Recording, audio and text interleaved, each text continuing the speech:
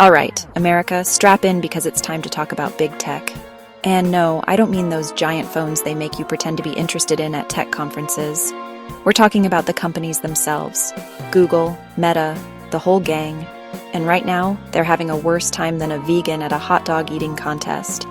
The government is coming down on them like a ton of bricks. And it's all thanks to this little thing called antitrust law. Basically, the government is worried that these tech giants have become too big, too powerful, and are using their size to crush the competition like a sumo wrestler on a plate of nachos. Think of it this way. Remember when your friend's mom used to say, "Just because everyone else is jumping off a bridge doesn't mean you should too"? Well, in this case, the government is the mom, big tech is your friend, and that bridge? That's the bridge to total market domination. Now, the government isn't just blowing smoke here. They've got some pretty big guns, namely the Department of Justice and the Federal Trade Commission, and they're not afraid to use them. These agencies are tasked with making sure businesses play fair, and right now, they're not convinced that big tech is playing by the rules. First up on the chopping block, Google, the company that knows more about your search history than your therapist. The Department of Justice has been gunning for Google for a while now, and they've already landed a couple of punches. Google lost 2 cases to the DOJ, one about them being a search monopoly and another about their advertising business. Now, the government wants to break up Google's search and ad businesses. They say that this is the only way to make things fair for other companies. Google, of course, is singing a different tune. They're arguing that if they're forced to break up, it will be like trying to build a car without an engine. It just won't work. They say that splitting them up would stifle innovation, especially in the world of artificial intelligence, which, let's face it, is already terrifying enough without Google hobbling itself. Google's CEO, Sundar Pichai, is leading the charge, trying to convince everyone that a broken-up Google is a bad Google for everyone. Next in the hot seat is Meta, the company formerly known as Facebook, which is about as convincing a disguise as when your friend's older brother tries to buy beer with a fake ID.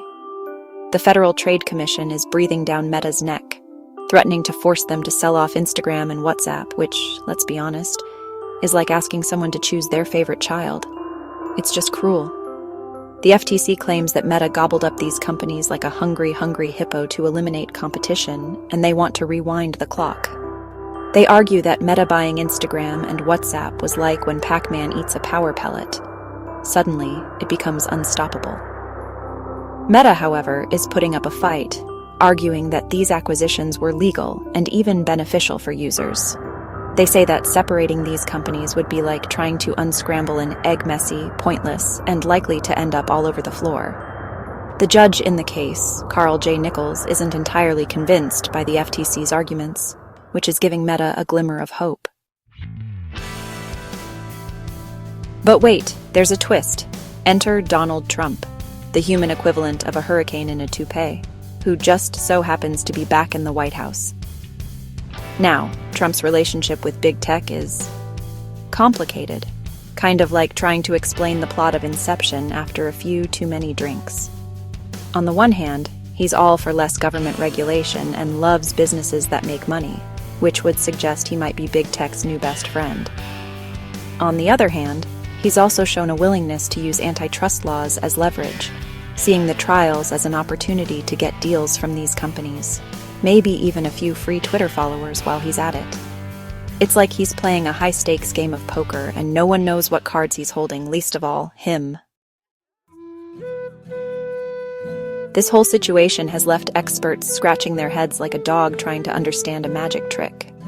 They're calling Trump's approach chaotic and unpredictable, which, let's be honest, is like calling a bear furry technically accurate but not exactly groundbreaking.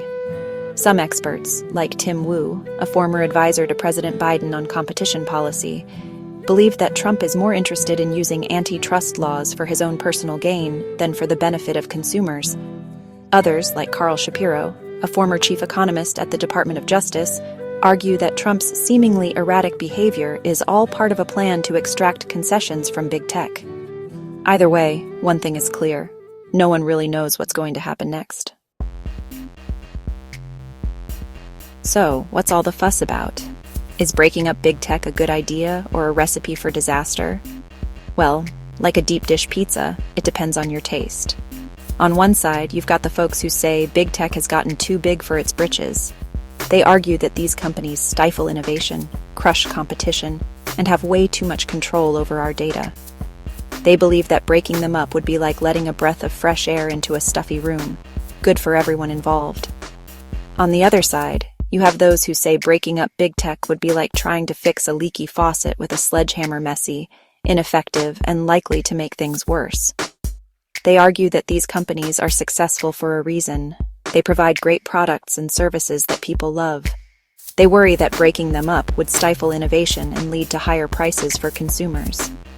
It's a classic battle between David and Goliath, except in this case, David is armed with a smartphone and a Twitter account. One thing is for sure, the stakes are higher than a giraffe on stilts in this showdown. For big tech, it's a fight for their very survival. Losing these cases could mean massive fines, forced breakups, and a whole lot of bad press. Imagine the headlines. Google splits in two, search engine no longer knows what you ate for breakfast. Or Meta dismantled, Zuckerberg forced to communicate with humans in person. It's enough to make any tech CEO sweat through their Patagonia vest. But it's not just big tech that has skin in the game. Consumers are watching closely too, wondering how this will all affect their beloved gadgets and services. Will their Facebook feed become less addictive? Will their Google searches become less creepy? Will their Amazon Prime deliveries take longer than 48 hours? These are the questions that keep ordinary Americans up at night. Well, besides the crippling fear of existential dread. But that's a topic for another day. So what's next in this tectonic clash of the titans? See what I did there? Well, that's the million-dollar question, and unfortunately I don't have a crystal ball, just this half-eaten tub of hummus. All eyes are on Trump, waiting to see which way he'll jump. Will he side with big tech and let them off with a slap on the wrist? Or will he channel his inner trustbuster and bring the hammer down? Right now, it's about as predictable as a cat in a room full of laser pointers. Anything could happen. He could go full-on Teddy Roosevelt and bust up these companies with the zeal of 1,000 suns. Or he could cut a deal, declare victory, and tweet about how he's the greatest antitrust president in history, before moving on to the next shiny object that catches his attention. This isn't just a domestic dispute either.